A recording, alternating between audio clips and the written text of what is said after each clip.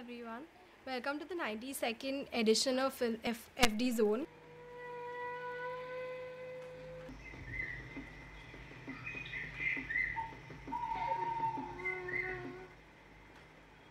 We are the treasure of the forests, the dawn and the dusk of Mother Nature. Here I am, once the master of my fancy.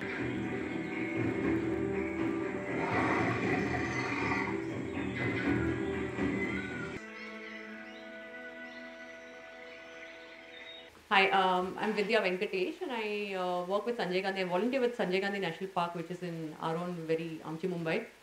I'm sure most of you would know who's sitting in this room. So I'm going to be open to questions that you want to ask. But what I do as a project coordinator for the Mumbaikars for SGNP project, we started this project about 3 years ago, and we're working on trying to manage the conflict which is existing in the city within Mumbai. So I don't know if most of you would have heard about the leopard conflicts that is.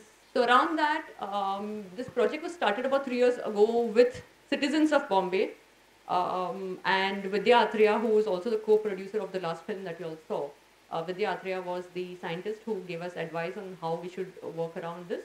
And we started with a little bit of scientific approach in terms of doing camera trapping to identify an estimated number of how many leopards are there in the city.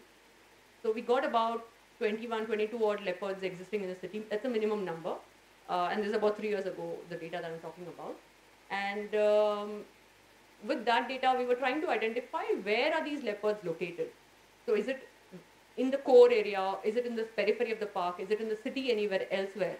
And what does it need to survive there? What is it getting there to survive? So that was our research.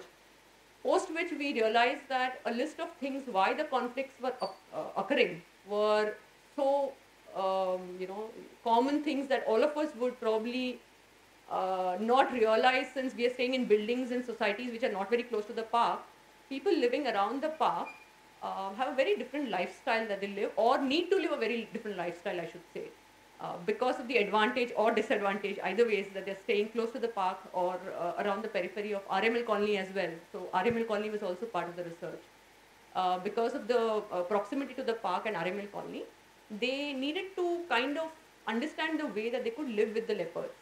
Because leopards have been one of the most adaptive animals, and they've been able to adapt to the city life, to the urban life very easily. That's why tigers don't exist in Bombay anymore, but we do have leopards existing in Bombay. So they're very small cats, slightly larger than domestic cats. They can sneak away, people wouldn't realize. They've been walking around a lot of these houses, even probably, if any of us staying near Thana, your side, Borivali side, it probably comes near societies as well. But we've never seen them because they're so quiet, they're so, agile, they just move so swiftly, they're not bothered about anything else. They don't want human beings around, so they try and hide and make their way out. So we try to talk to people and make them understand how to live with leopards. So the whole concept was about living with leopards. And living with leopards, if you look at our website, Mumbaikars for SGNP.com, we have a living with leopards section, and we've captured the entire project. There's a project report on it. So we started doing awareness program, which we still continue. The project is over formally, but me and a lot of other volunteers who are associated with the project are still continuing to go to residential areas surrounding the park and RML colony, even in Padas and RML colony, trying to address or trying to tell them how they can live or coexist with the leopards, basically. Because as you all saw, trapping leopards is not a solution, wiping them off is not a solution, picking them and putting them somewhere is not a solution. So all of that is not working at all. And whenever that has been tried and tested, it's created havoc. So that is not a solution. So the other way is to try, human beings to try and see how we can live with them. Yeah, sure.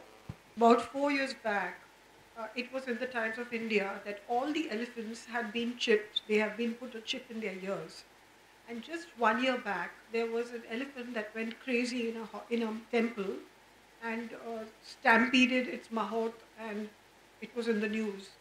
I just want to caution you, since you are in animal zone, please do not allow our leopards, tigers and all to have a chip in their, because we don't know what the chip does, and it gives a remote control.